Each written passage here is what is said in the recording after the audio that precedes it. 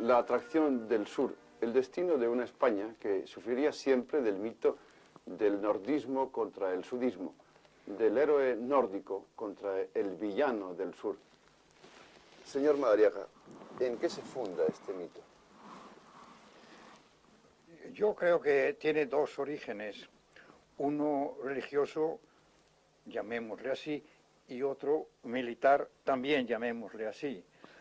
El religioso empieza con la Reforma.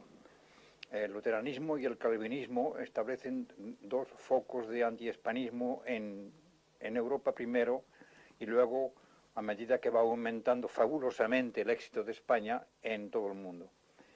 Y el otro, el militar, porque España ha sido hasta hace muy poco el país más estratégico del mundo, y todavía desde muchos puntos de vista quizá uno de los más estratégicos, porque todo un país que está situado como España, dominando el estrecho de Gibraltar, tiene que ser un país que todo el mundo considera, teme y, si es necesario, odia, porque el odio es una cosa que se puede fomentar.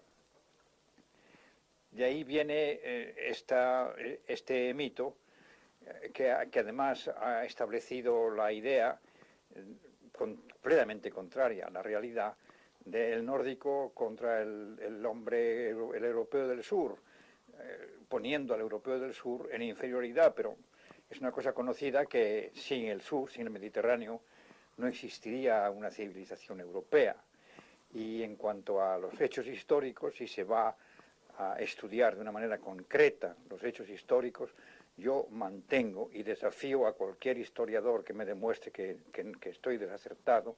Yo mantengo que la historia imperial de España es menos inhumana, más limpia, más desembarazada de todo lo material, aunque llena de errores políticos, pero más limpia, más clara y menos inhumana que la de ningún país que haya tenido la posibilidad de imponer su voluntad sobre otros pueblos, que es en el fondo lo que se llama el imperialismo.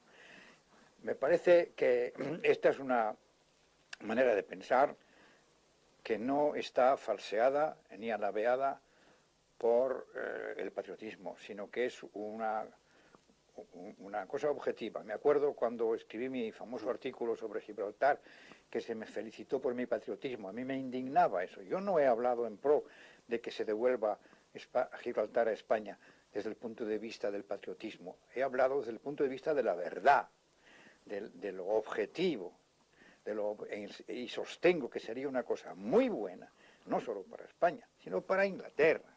Por consiguiente, me parece una cosa monstruosa el imaginar que, por ser español, tenga que hablar forzosamente en favor de la manera como España ha comprendido su papel histórico en la historia. Se podrá criticar este papel histórico, se podrá decir que está lleno de errores, como lo está. Dentro de un rato probablemente tendremos que hablar de uno de sus grandes errores. Pero lo que es indudable es que desde el punto de vista de la historia del hombre, de lo que el hombre debe ser con los demás hombres, el imperio español es el imperio que más claramente ha visto que todos los hombres son hermanos, y los demás países imperiales no han comprendido que los demás eran hermanos. El español habrá tratado a estos hermanos con mayor o menor crueldad, con mayor o menor respeto, pero ha visto en ellos hermanos, mientras que los demás países no han visto hermanos en los países indígenas que han ido a colonizar, y los han exterminado muchas veces, como en el caso de Tasmania, los han exterminado de una manera voluntaria. En España no se ha propuesto nunca nadie, ni ha sido nunca política española el exterminar a nadie. Ha habido muchos criminales que han cometido crímenes con los indígenas, por ejemplo, sobre todo en los grandes viajes de antaño, cuando el indio servía de bestia de carga. Horribles crímenes, pero no ha habido nunca una posición teórica y práctica de que el indígena era un ser inferior. Eso no ha sido nunca doctrina española ni práctica española.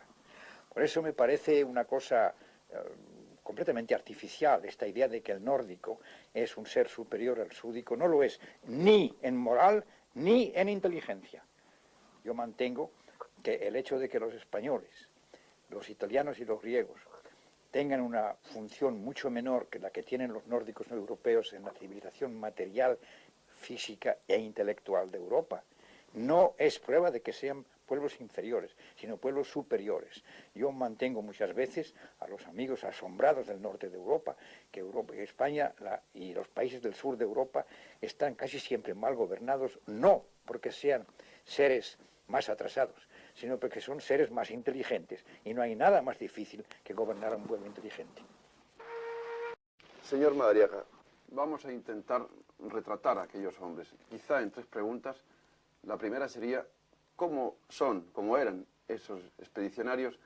La segunda, ¿qué representaba el futuro para ellos? Y en fin, la tercera, en ese vivir desviviéndose, ¿qué impulso les movía? ¿De qué ambición sacaban fuerzas? ¿Cómo eran? Yo no creo que obedecieran a un tipo uniforme. Son gentes sencillas, gentes sobre todo fuertes, naturalmente muy viriles, muy acostumbradas al sobreesfuerzo, a imponerse a los obstáculos por 7 siglos de ejercicio en lo que se haya llamado la Reconquista.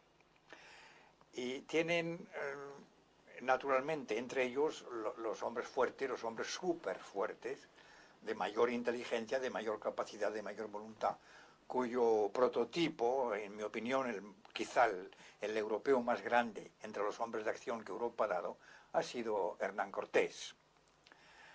En cuanto a cómo veían el futuro era el cielo, era salvarse, era salvar su alma. Por eso los acontecimientos de este mundo disminuyen en importancia. Y hay que tener en cuenta este elemento muy importante, que es un elemento espiritual, para comprender no solo que el español fuera valiente, fuera bravo, porque siempre lo ha sido, sino que fuera despreciador del peligro, aun cuando ya no era necesario exponerse al peligro, porque ¿qué importa lo que va a pasar ahora si lo que verdaderamente importa es lo que va a pasar más allá? De modo que esta visión del más allá es fundamental en la comprensión del valor extraordinario de los españoles. Y estos dos elementos, el elemento que pudiéramos llamar de entrenamiento de los 7 siglos de guerra de la Reconquista y el elemento del más allá, explican su actitud para con los obstáculos naturales. Cuando a Almagro le dicen los indios, ¿cómo? Ir a Chile en invierno. Pero si no puede, eso no puede ser, eso no lo ha hecho nadie. Almagro contesta, eso no lo han hecho nadie, pero lo harán los españoles. Para nosotros la naturaleza tiene que obedecernos a nosotros y no nosotros a ella. Hay en el fondo de todo esto, evidentemente, una circunstancia excepcional, y yo creo que se debe a que eran hombres que nacieron grandes. ¿Por qué nacieron grandes entonces? Pues es posible que estas sean cosas que prepare la creación divina en fondos que nosotros todavía no hemos penetrado. Pero es evidente que, por ejemplo, Napoleón encontró un grupo especial de hombres para dirigir a sus ejércitos. Es evidente que Bolívar encontró un grupo especial de hombres. Es decir, que cada vez que se produce un hecho histórico que no va a ser normal, sino que va a ser un poco más grande que lo normal, parece como que la naturaleza prepara a los hombres que tendrán esta labor. Creo que cuando las personas más pequeñas, las personas que por su pequeñez están reducidas a ratas de biblioteca, a consultar libros, a escribir detrás de un... Estas personas han descrito estas ambiciones de esos hombres que hicieron los descubrimientos colosales que hicieron, porque las cosas de cabeza de vaca, por ejemplo, son increíbles. Cuando los describen como personas que meramente buscaban el oro, empequeñecen esta plenitud que estos hombres buscan, porque ellos mismos no sienten esa plenitud. Y no es posible que el pequeño mida al grande, porque para medir al grande hay que tener el tamaño del grande. Y por eso hay que considerarlos en su historia personal encuadrada en su historia nacional. Y el hecho es que aquí hay una generación de hombres que al llegar a Granada se encuentran que ya está todo hecho. Ya no hay, como decía en su famoso elegía Jorge Manrique, ya no se puede ganar el cielo matando moros, ya no quedan moros que matar, ya están todos en África. Hay o que irse a África y buscar por el África la cristianización de África, o, como quiere Cristóbal Colón de repente aparecido, llevárselo todo a América y hacer la cristianización de América. Estos hombres tienen la elección para realizar su grandeza de irse a África o de irse a América. Y allí se encuentran los unos con el sur, los otros con el norte, pero todo, tanto los unos como los otros, en una naturaleza muy grande, mucho más grande que la naturaleza europea, donde los ríos son mucho más grandes, los montes mucho más altos, las dificultades mucho más arduas. ¿Se puede decir, pues, don Salvador, que esa gran naturaleza ha inspirado a aquellos hombres? Desde luego, para mí las dimensiones de la naturaleza en el Nuevo Mundo han sido de gran inspiración. No hay que olvidar que aquellos hombres iban con una imaginación virgen y dispuestos a aceptarlo todo, árboles que se movieran, animales que tuvieran formas inauditas, y por consiguiente toda esta expansión de su imaginación venía a corroborar lo que ellos llevaban dentro, es decir, un ser más grande de lo que veían que eran, y por consiguiente un ser ambicioso para realizarse en toda su plenitud.